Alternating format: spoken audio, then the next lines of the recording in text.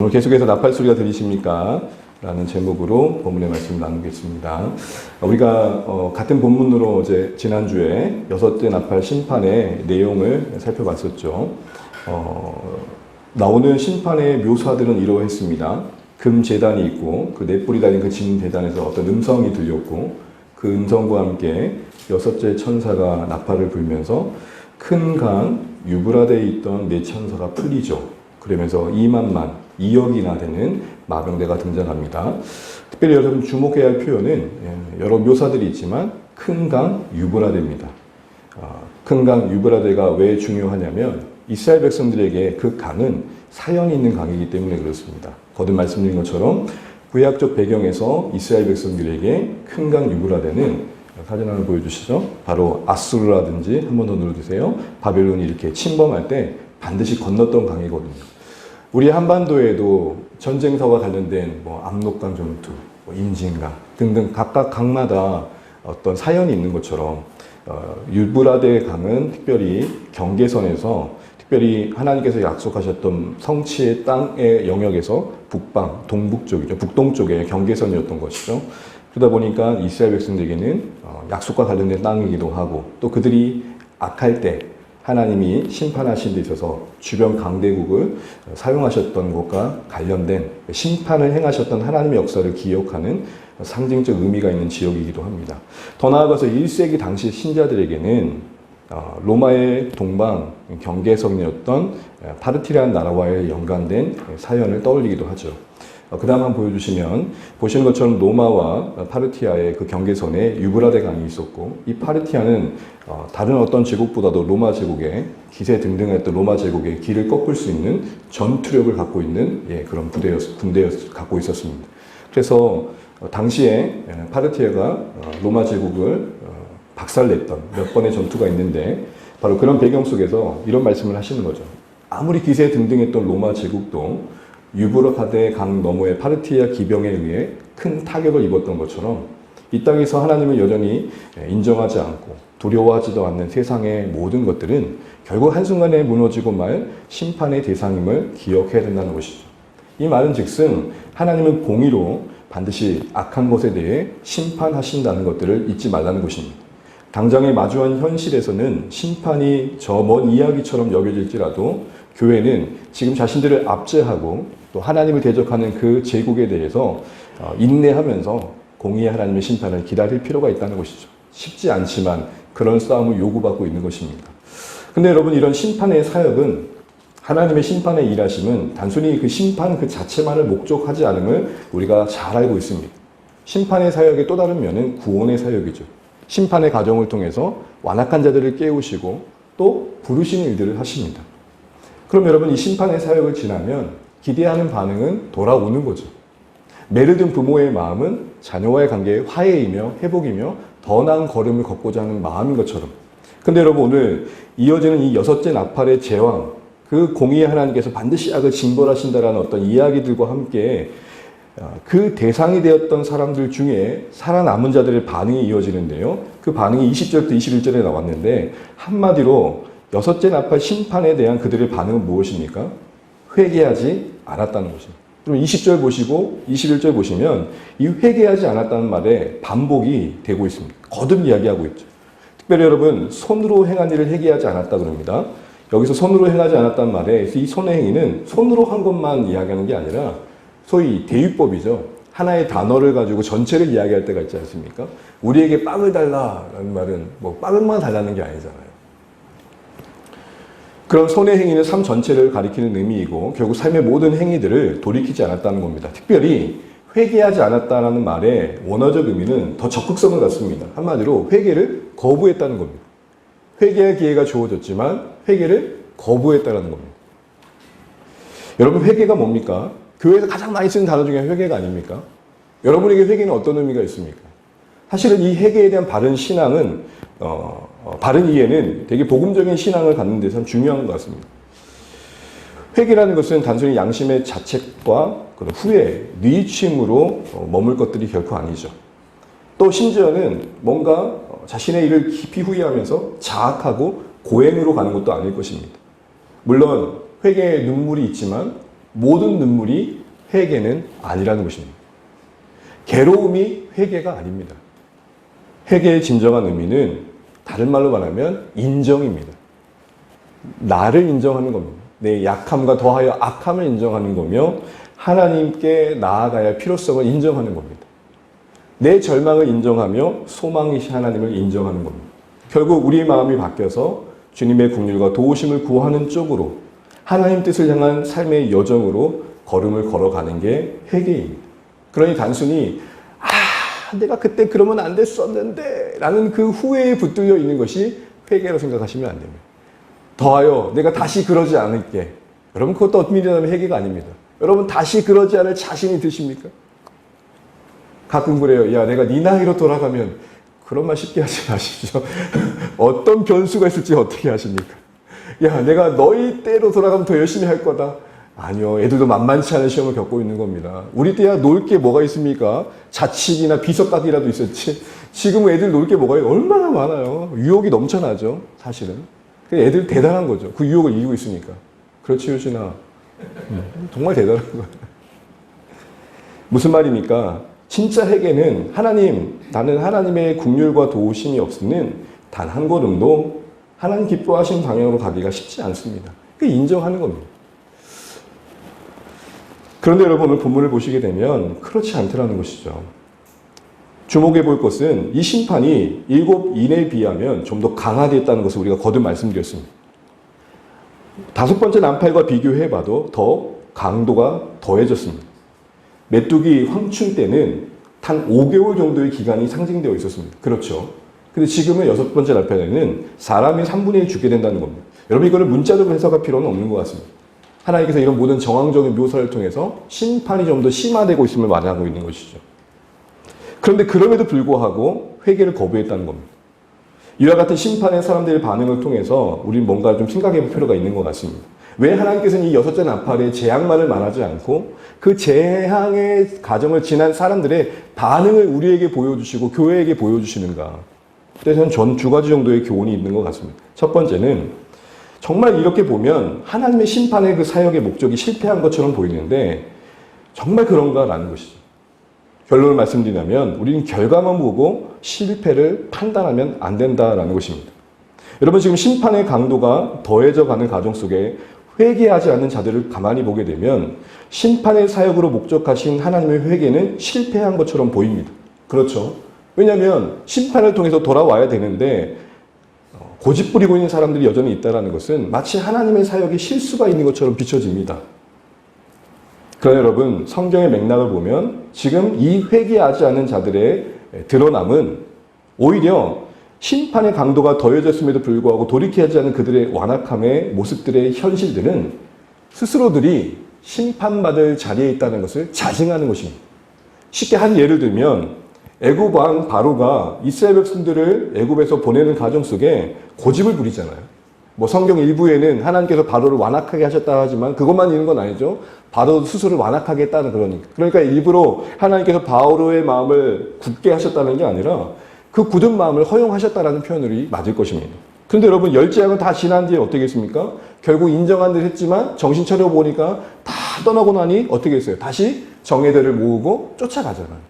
결국 그 열재앙조차도 바로의 완악함을 꺾지 못했죠. 결국 그 열재앙의 심판이 더해 갈수록 바로의 완고함은 더 드러났던 것이죠.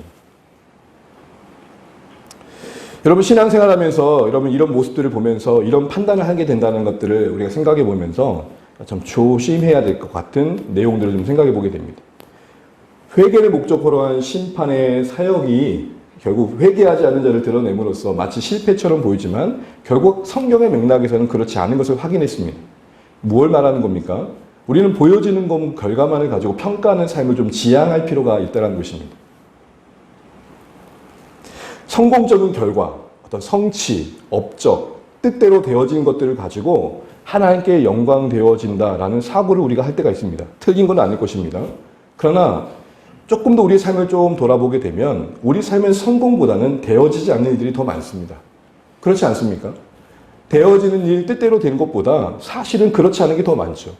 여러분 인생의 지금 이 시점에서 지난 날을 회상해 볼 때 뜻대로 되어진 게 있습니까?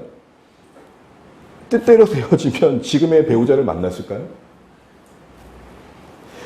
그 성취와 업적과 잘됨과 원하는 결과만을 가지고 나름 성공이라는 것만을 가지고 하나님께 영광이 된다는 사고방식에 머물러 있으면 사실은 우리 인생은 실패감에 절망할 수밖에 없습니다. 그러나 여러분, 저는 오히려 그렇게 바라보는 게 아니라 결과만을 가지고 그걸 통해 하나님께 영광 돌릴 세계관에서 넘어가서 결과적으로 그것이 성공이든 실패이든 나타나는 모습이 어떠하든 간에 모든 상황에 하나님의 영광을 연결시키는 것이 성공이라는 생각을 해야 함을 말씀드리고 싶습니다. 각각의 경우에 그 하나님의 영광의 어떠하심을 기억하고 경험해 가고 선한 일을 지속해 가는 것이 성공이라는 것이죠. 예를 들어서 우리가 예를 들어서 어떤 성공을 했을 때 그 성공이 우리를 교만하게 할 수 있잖아요. 거기서 하나님의 도우심과 하나님의 능력을 생각할 필요가 있는 것이죠. 또한 실패할 때는 거기서 우리가 아주 넘어지는 게 아니라 그런 인생을 향한, 연약한 삶을 향한 하나님의 긍휼을 기억할 필요가 있는 것이죠. 끊임없이 우리 삶의 어떠한 형편을 만나든 간에 그 하나님의 영광을 바라보고 그 하나님의 영광이 그곳에 임하면 그게 하나님께 영광이 된다는 것입니다. 어떤 결과를 가지고 하나님 영광 받으세요. 이것도 하나님의 모습일 수 있지만 우리 삶의 어떠한 형편이든 간에 그곳에 하나님이 임하면 그래서 하나님을 찬양하든 그래서 하나님께 엎드리든 그래서 하나님의 긍휼을 구하든 어떤 모양이든 하나님과의 연결점이 있을 때 그게 하나님께 영광이 된다는 것입니다. 여러분, 부모로서 자녀를 양육하고 세워갈 때 언제 뭔가 좀 마음에 뿌듯함이 있으십니까? 물론 아이가 열심히 공부해가지고 엄마 아빠 내가 이렇게 성적이 올랐어 그러면 참 좋기도 하지만 조금 더 다른 방향에서 생각을 해보면 공부하는 과정을 공유하는 거죠. 아, 이번에 이렇게 공부하는 좀 마음이 좀 어렵네. 엄마 기도 좀 해줘. 내가 이렇게 한번 해보려고 하는데 조금 쉽지 않네. 그런 모든 과정을 공유하면서 그곳에 부모님이 함께하는 그런 여정이 만들어진다면 그건 부모님에게 또 다른 의미가 있을 것 같습니다. 무슨 말입니까? 결과만을 가지고 하나님께 영광 돌리는 생각을 우리는 삼가할 필요가 있다는 것이죠. 신자로서 한 예를 들자면 우리는 죄와의 싸움을 살아가게 됩니다. 거기서 승리는 뭘까요? 전혀 넘어짐이 없는 게 아니라 하나님을 힘입어 포기하지 않음을 이어가는 것입니다. 죄와의 싸움에서 승리하면 우리는 거룩의 진전을 경험하게 됩니다. 이때 우리는 쉽게 교만에 넘어질 수 있습니다. 자기 위에 집중하다 보면 내가 기도해서 내가 애써서 이런 결과를 얻었다 생각하는 방향으로 갈 수밖에 없습니다. 그런 승리의 현장에서 맞아, 하나님이 도우셔서 이렇게 할 수 있었구나를 잊지 않는 게 승리입니다. 결과적인 성공의 승리가 아니라 그 결과적인 승리 안에서도 이 모든 게 하나님이 아니 계셨으면 안 될 일이었다라는 것을 놓치지 않는 게 승리다라는 것입니다. 또한 넘어지는 경우는 어떻습니까? 사실 우리가 자주 더 경험하는 부분이지만 죄로 인해 실패하게 되면 우리는 죄책감과 자괴감에 빠집니다. 마치 하나님께서 그 패배를 하게 하신 것처럼 여겨질 때가 있어요. 패배를 맛보도록 내버려 두실 때가 있는 것 같아요. 근데 여러분, 그 현장이, 그 패배의 현장이 그 자체로는 하나님 앞에 부끄러움이고 나는 참 죄송스러운 마음을 품을 수 있는 현장이지만 그런 연약함의 현장에 약속된 하나님의 용서를 기억하고 그 은혜를 경험하는 시간들로 만들어가는 게 되려 하나님 앞에선 그게 더 영광이 된다는 것입니다. 내 수치를 감추고 나는 그러지 않은 사람처럼 포장하는 게 하나님께 영광이 아니고 오히려 우리의 연약함을 고스란히 드러내고 하나님의 은혜를 연결시키는 과정이 또 하나님께 영광이 된다는 것입니다. 그 과정에서 내가 얼마나 부족한 자인지를 알고 내가 얼마나 연약한 자인지를 깨달아가면서 겸손해져 가는 것들을 하나님이 또 계획하셨기 때문이죠. 여러분, 어쩌면 하나님께서는 죄와의 싸움에서 승리하여 교만해지기보다는 차라리 죄와의 싸움에서 패배하여 겸손해지는 쪽으로 더 선호하시는 것 같지 않습니까? 우리가 이겨서 승리하는 경우보다는 넘어지는 경우가 많죠.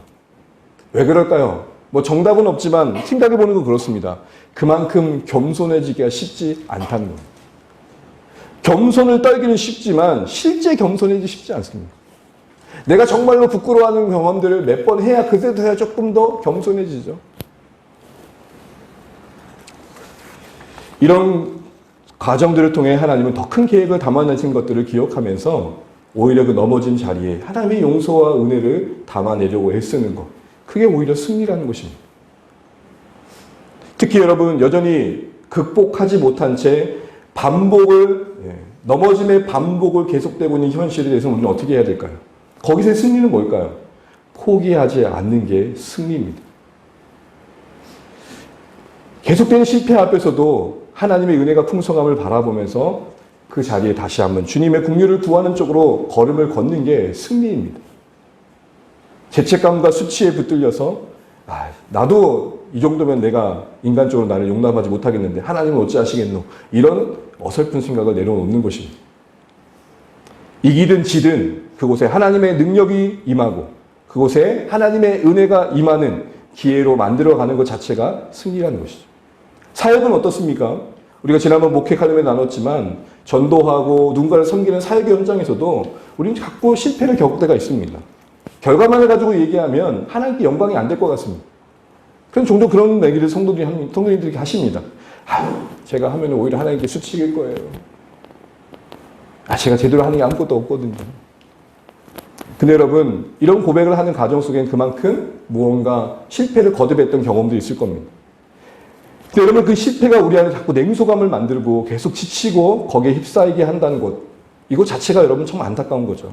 근데 여러분께 다시 한번 우리 시선을 바꿀 것은 그런 과정 속에서 학습된 무기력에 빠지는 게 아니라 애초에 사역에는 실패가 없다는 것을 기억할 필요가 있다는 것입니다. 실패와 성공이라고 말한다면 어느 정도의 결과를 기준으로 판단하는 거 아니겠습니까? 그런데 사역의 열매는 누가 주시는 겁니까? 하나님이 주십니다. 부끄럽지만 정말 별거 안 했는데 엄청난 열매 주시기도 하시고 정말 용 썼는데도 아무리 해도 일어나지 않는 경우가 숱합니다. 그러므로 여러분, 사역의 경우에도 전도와 섬김의 경우에도 굳이 성공과 실패를 적용해보자면 성공은 뭡니까? 하나님 마음 품고 순종을 지켜가는 것입니다. 하나님 앞에서 영혼을 섬기는 삶을 시작하는 것 자체만으로 성공이라는 것이죠. 전도의 경우 얘기를 해보면 우리의 발걸음이 아름다운 이유는 전도의 결과 이전에 전도자로서 품은 마음 때문일 것입니다. 하나님이 나를 용서해 주신 그 기억, 나를 용납해 주신 그 사랑에 대한 감사, 더불어 지금도 문 영혼을 부르시는 하나님의 마음에 참여함에 대한 기쁨, 이런 모든 마음이 중심이 되어져서 우리가 하나님의 나라에 참여하는 게 승리라는 것이죠. 한마디로 하나님 앞에서 VIP를 품고 기도하고 돌아올 영혼들을 섬기는 것 자체가 성공입니다. 평생 나만을 위해 살아갈 수밖에 없는 존재적인 이기적인 존재가 그래도 누군가를 생각하고 도와가고 거기서 기쁨을 누리는 것 자체가 성공이라는 것이죠. 여러분, 이런 의미에서 결론을 지으면서 이 부분을 정말 우리가 좀 더 명확히 하면 좋겠습니다. 어떤 성공의 잘된 결과만을 가지고 하나님께 영광 돌리려고 하면 어떤 현상이 뒤따라오게 되냐면 실패한 걸 자꾸 감추려고 해요. 수치를 자꾸 포장하려고 그래요. 합리하려고 그래요. 그러면 신앙이 어떻게 될까요? 어느새 자기도 모르게 외식화되어 가는 부분이 있는 거죠. 우리의 넘어짐 안에서도 하나님의 영광 받으실 수 있다. 부모인 저희 모습에서도 가까운 사이 사는 자녀들이 우리의 모습에 실패를 볼 때가 있어요. 항상 말끔한 모습으로 자녀를 대하면 좋을 텐데 그렇지 않을 때가 있죠. 부모도 피곤하고 또 살아가다 보면 여러 가지 이유들로 인해서 지칠 때가 있으니까요. 그러면 준비되지 않은 마음에 훅 들어오는 자녀들의 반응에 나도 준비되지 않은 반응을 할 때가 있어요.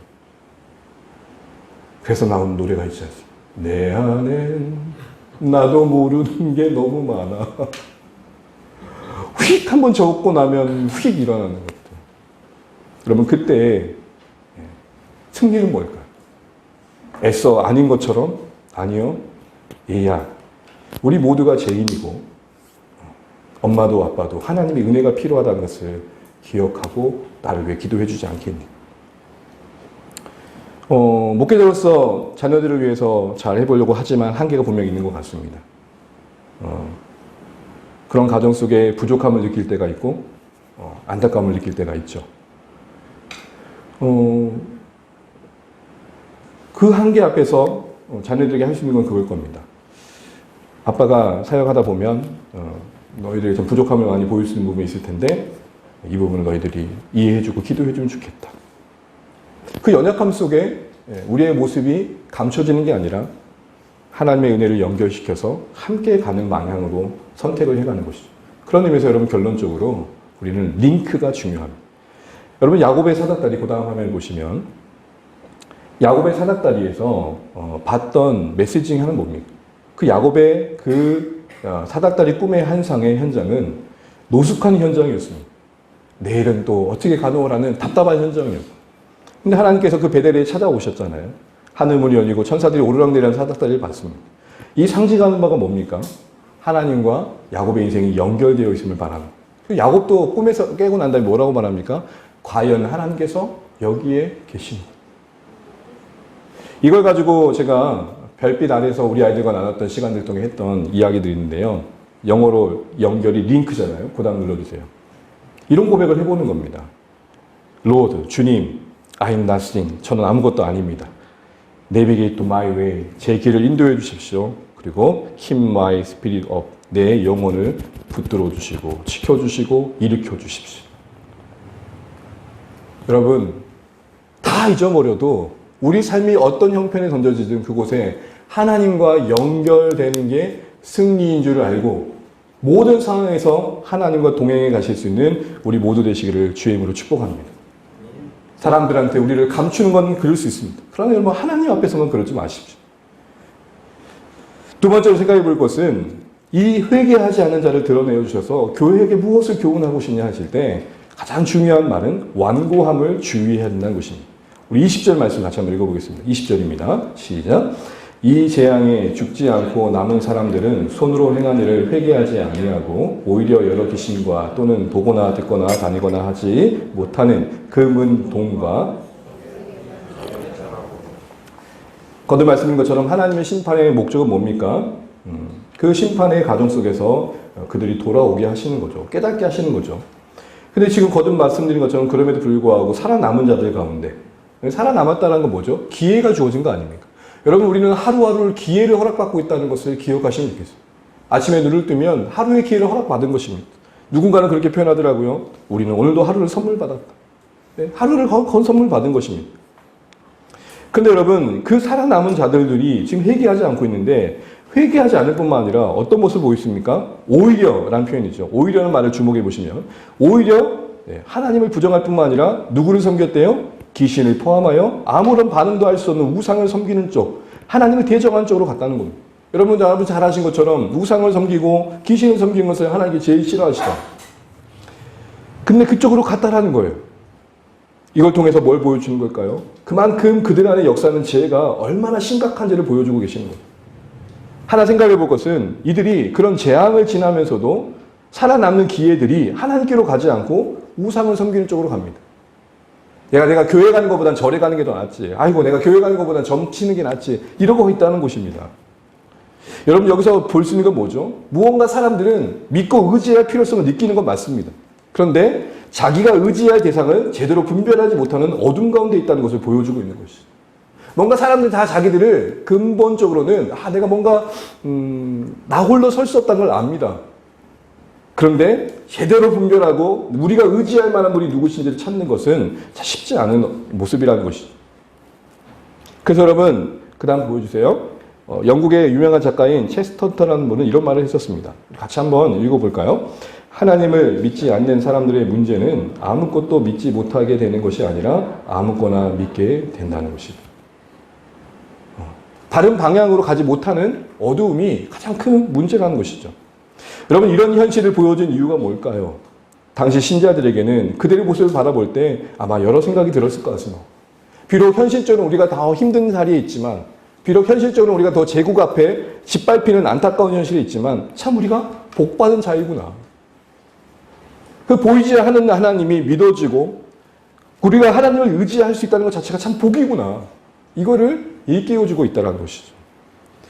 더 나아가서 여러분 특히 20절 말씀드린 것처럼 이 오히려는 말이 갖는 의미가 좀 주목해 볼 거 있는데요. 이 오히려는 말의 맥락의 의미는 뭐냐면 여전히 현재의 상태를 고집하는 것뿐만 아니라 이전보다 더욱이라는 의미가 있습니다. 여전히라는 의미와 함께 더욱이라는 의미가 더해진 단어가 바로 이 오히려입니다. 이런 맥락에서 드러난 이들의 제일 심각한 현실을 달리 표현하자면 다른 말로 뭘까요? 바로 완악함, 완고함입니다. 여섯째 나팔과 함께 등장하고 있는 이 완고함. 여러분 어떻게 보면 가장 큰 심판은 이 완고함 가운데 머물러 있는 것이 아니겠습니까? 완고함이 뭡니까? 세 가지 정도 의미를 볼 수 있는데 끝없이 외면하고 수용하지 않고 거부하는 겁니다. 어떤 자신의 소신에 어떤 자신의 어떤 확신에 붙들려 있는 거죠. 자기 이유와 자기가 의지하는 것에 붙들려 있는 겁니다. 하나님과 관계 속에서는 하나님보다는 더 힘이 센 존재가 있다고 착각하는 자리에 있는 것입니다. 그래서 두 번째로 뭡니까? 끊임없이 하나님을 향해 저항하고 타락의 자리를 고집스럽게 버티는 것입니다. 더 나아가서 이전의 악한 행실을 반복해가는 이 모든 걸 뭐라 그러냐? 완악함이라고 하는 것입니다. 여러분 이 완악함의 모습이 우리에게 안타까운 건 뭐냐면 이 완악함은 마치 밭에 뿌려진 재앙의 씨앗과 같고 우리의 영혼을 갉아먹는 안타까운 삶의 현실의 중심에 있는 내용이기 때문에 그렇습니다. 그래서 여러분 로마서 2장 2절에는 이 완고함, 고집이 어떤 결과를 만든지를 이렇게 말합니다. 같이 한번 읽어볼게요. 시작. 다만 내 고집과 회개하지 아니하는 마음을 따라 진노의 날, 곧 하나님의 의로우신 심판이 나타나는 그날에 이마의 진노를 내게 쌓는도다. 고집은 다른 말로 완악함의 다른 말이죠. 이 완고함이 겸손하게 회개하는 쪽으로 흘러가지 못하고 결국 하나님의 진노를 쌓는 쪽으로 가게 한다는 겁니다. 이것은 믿지 않는 비신자, 불신자들에 대해 해당되는 말씀이겠죠. 그럼 여러분 믿지 않는 자들만 완고합니까? 그렇지 않습니다. 시편 말씀을 읽어보겠습니다. 같이 한번 쭉 읽어볼게요. 시작. 너희는 무리바에서와 같이 또 광야의 마사에서 지냈던 날과 같이 너희 마음을 완악하게 하지 말지어다. 내가 40년 동안 그 세대로 말미암아 근심하여 이르기를 그들은 마음이 미혹된 백성이라 내 길을 알지 못한다 하였도다. 그러므로 내가 노하여 맹세하기를 그들은 내 안식에 들어오지 못하리라. 하나님의 백성을 향해서도 뭐 하지 말라고 말합니까? 완악하게 하지 말라. 완고하게 하지 말라라는 것입니다. 믿지 않는 자들만이 아니라 믿는 신자들도 이 완고함과 완악함에 붙들릴 수가 있다는 것입니다. 그런데 그것이 어떤 해악을 끼칩니까? 하나님 앞에서는 근심된 자리에 머물게 하고 더 나아가서 그 안에 안식을 상실하다는 것입니다. 배회한다는 것입니다. 이 완악함은 우리의 신앙과 삶을 배회하는 쪽으로 만들어 간다는 것이죠. 여러분 바로의 완악함을 한번 떠올려 보십시오. 그 자신의 완악함은 그 자신에게만 해가 된 게 아니라 그 나라 전체에 해악을 끼쳤습니다. 이 완악함은 우리의 인생과 우리가 살아가는 삶의 모든 곳에 재앙의 씨앗이 될 수 있다는 것입니다. 그래서 여러분 오늘날 신자들에게 또 교회에게 주님은 그들의 완악함을 다시 한번 상기시키면서 이렇게 말씀합니다. 고린도전서 10장 11절입니다. 같이 한번 읽어볼까요? 시작. 그들에게 일어난 이런 일은 본보기가 되고 또한 말세를 만난 우리를 깨우치기 위하여 기록되었느니라. 성경이 계속해서 역사 속에서 이스라엘 역사 속에 드러나는 그 완악함을 감추지 않고 드러난 이유는 그것이 다만 과거의 일이 아니라 오늘 우리의 일이 될 수 있다는 것을 말하고 있는 것입니다. 그 고집스러움, 받아들이지 않고 수용하지 않고 악한 것을 끝까지 붙드는 모습들.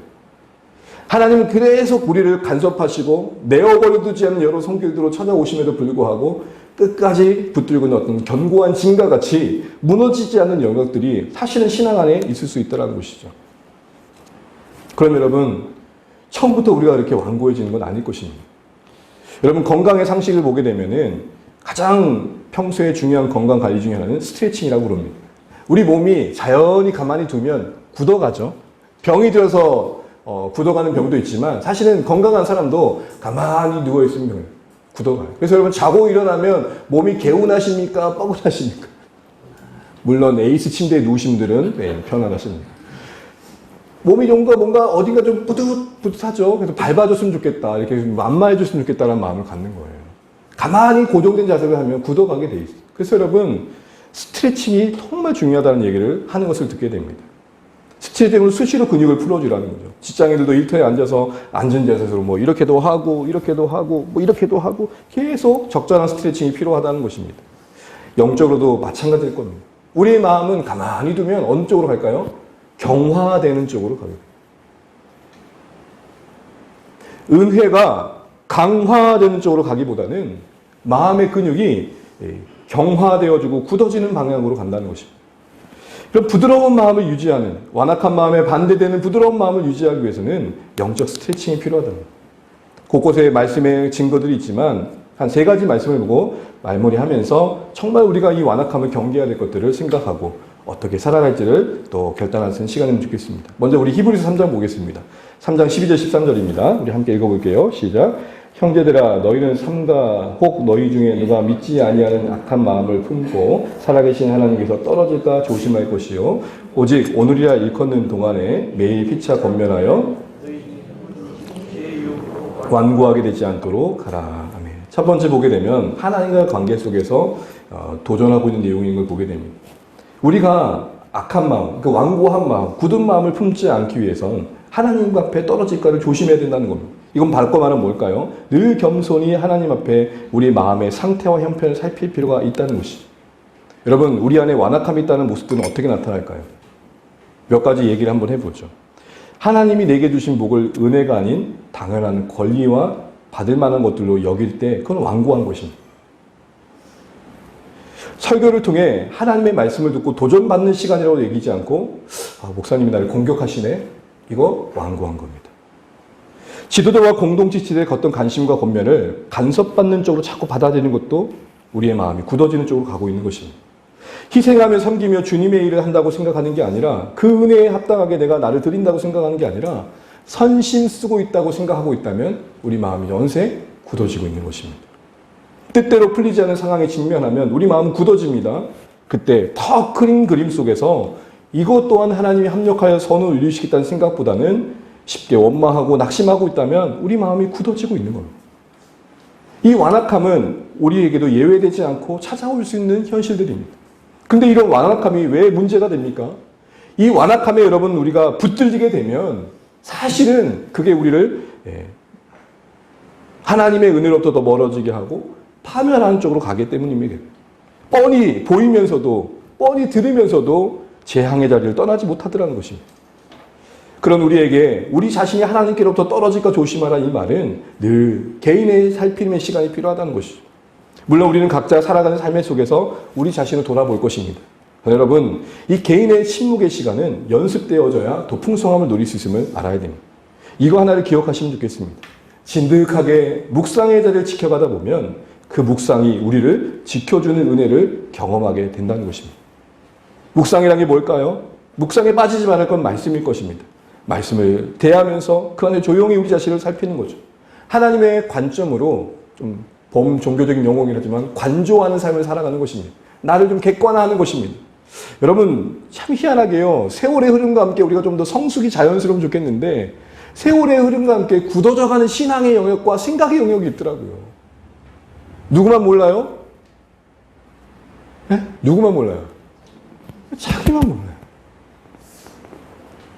왜 그럴까요? 하나님 앞에 끊임없이 절대자 앞에 자신을 객관화하는 삶을 살아가지 못한 겁니다. 유연해지지 않아지는 것. 여러분 묵상은 또 다른 말로 그런 의미에서 뭐냐면 내가 성경을 읽지만 아니요 오히려 그 성경에 의해 읽혀지는 시간입니다. 그런 시간이 되셔야 됩니다. 라마라고 불교 중에 라마라는 불교가 있는데 거기는 성경을 거기 경전을 이렇게 읽습니다. 그 통으로 되어 있는데 경전을 읽으면 이렇게 통을 돌리면 한 번 읽은 거예요. 두 번 하면 두 번 읽은 거. 자 우리도 성경을 읽을 때 이렇게 하면 읽은 거죠. 제가 참 희한한 분들이 많아요. 신학교 갔는데 자기는 하루에 일독을 한다는 거예요. 그 영성에 내가 기가 죽어가지고 어떻게 일독을 해요? 뭐 창세기 일단 펼친대요. 펼치고 자 넘긴대요 이렇게. 그냥 눈에 들어온 거 보고 일독. 좋은 방법인 것 같아요. 하나님 앞에서 내가 성경을 읽을 때 그 읽음이 나를 읽는 시간이 돼야 되는 거죠. 내가 읽혀지는 시간. 기도할 때는 어떨까요? 간구로만 채우는 게 아니라 하나님 앞에 내 간구가 맞춰질 때쯤 하나님이 이 간구에 어떻게 생각하신지 들음의 기다림이 필요하다는 것입니다. 여러분 이와 같은 말씀과 기도의 묵상이 우리 가운데 회복되시기를 축원합니다. 우리 안에 이런 마음이 있었으면 좋겠습니다. 묵상이 다만 힘겨운 의무가 아니라 그 기쁨을 알면 도저히 떠날 수 없는 즐거움이 되면 좋겠습니다. 단순히 버겁게 채워가야 할 시간이 아니라 떼어가야 할 숙제가 아니라 머무는 시간이 정말 즐거워서 그 기쁨이 나를 그곳을 떠나지 않게 하는 시간이 되면 좋겠습니다. 사람들과의 친교의 시간도 우리에게 좀 유익이 있을 겁니다. 또 하나님께서 사람을 통해 우리를 객관화시켜서 우리를 보게 하시기도 하십니다. 그러나 그 모든 것들은 사실 하나님 관계의 열매일 것입니다. 하나님과 관계가 되지 않으면서 사람과의 관계 속에서 은혜를 누리기는 어렵겠죠. 제가 칼럼에 잠시 나눴지만 여러분 일상 속에서는 하나님 우리에게 수많은 메시지를 던지십니다. 그 만남 속에 대면 속에 하나님 우리에게 끊임없이 마음을 두드리십니다. 근데 우리가 완악해지면 받아들이기 어려운 것이죠. 그러므로 여러분 부드러운 마음이 축복입니다. 오히려 여러분 옳은 말을 하는데 굳은 마음으로 하는 사람들보다 조금은 부족한 말을 하더라도 부드러운 자가 오히려 더 낫습니다. 왜요? 그 사람은 바뀔 여지라도 있으니까. 그러므로 부드러움이 오히려 옳음입니다. 나도 실수할 수 있고 잘못 판단할 수 있다는 아는 것을 인정하는 것이기 때문에 그렇죠. 이처럼 하나님과 관계에서 우리 자신을 끊임없이 객관하는 삶을 통해 우리는 부드러운 마음을 지켜갈 수 있습니다. 두 번째로 피차 권면하며 서로를 보호해 주는 자리에 우리를 두는 것입니다. 13절 보시게 되면 매일이란 이름으로 오늘이라 일컫는 동안에 매일 우리 자신 서로를 권면하는 자리를 우리 두어야 된다고 합니다. 왜요? 죄의 유혹이 끊임없이 우리에게 찾아오기 때문이죠. 공동체 안에서 말씀의 사귐을 나누고 사랑과 관심으로 돌보는 자리에 우리를 두는 게 지혜로움입니다. 이것은 차후에 또 기회 되면 더 나누도록 하고요. 마지막으로 성령 하나님을 의지하는 게 참 중요한 것 같습니다. 계시록의 요한 에스겔 말씀을 보게 되면 이런 약속의 말씀이 있습니다. 우리 이 말씀을 읽고 말씀 읽도록 하겠습니다. 이렇게 있습니다. 시작. 또 성령을 너희 속에 두고 새 마음을 너희에게 주되 너희 육신에서 굳은 마음을 제거하고 부드러운 마음을 줄 것이며. 하나님께서 구약에 새로운 언약의 백성을 말씀하시면서 초점을 두셨던 것은 마음입니다. 그 마음에 새로운 마음을 부여하실 때 그 마음의 특징은 뭐냐면 부드러운 마음. 부드러운 마음은 뭘까요? 상한 마음, 깨어진 마음, 통회하는 마음, 하나님 앞에 열린 마음, 누군가를 향해 긍휼히 여기는 마음. 그럼 완고한 마음은 뭘까요? 하나님 앞에 뻣뻣한 마음, 누군가를 향해 무정한 마음. 여러분, 하나님 앞에 열린 마음이 축복입니다. 그래서 마태복음의 5장에 팔복의 시작은 그렇습니다. 심령이 가난한 자는 복이. 여러분, 누군가를 향해 긍휼의 마음을 잃지 않는 게 축복입니다. 완고함과 딱딱한 마음은 우리뿐만 아니라 우리 주변에 재앙의 씨앗을 뿌리는 것임을 기억해야 될 것입니다. 결국 성령의 도우심 가운데 그런 묵상과 만남 속에 하나님 우리 부드러운 마음을 지킬 수 있도록 사모할 때 하나님은 우리 안에 이 귀한 마음을 선물로 주실 것입니다. 여러분 최근 혹시 굳어진 마음은 아니십니까? 어느새 모든 게 당연해지고 또 말씀이 도전과 격려보다는 뭔가 다르게 와닿고 또 삶의 모든 것들이 불만스럽고 우리 안에 이 완고한 마음이 우리의 삶의 재앙을 만들고 있다는 것도 기억해야 될 것 같습니다. 그러므로 성령을 의지하심으로 부드러운 마음을 사모하시는 우리 모두 되시길 바랍니다. 그 유명한 조지 물려라는 사람도 자신의 삶의 가장 중요한 부분을 이렇게 얘기했습니다. 마지막으로 이야기를 하고 마치겠습니다.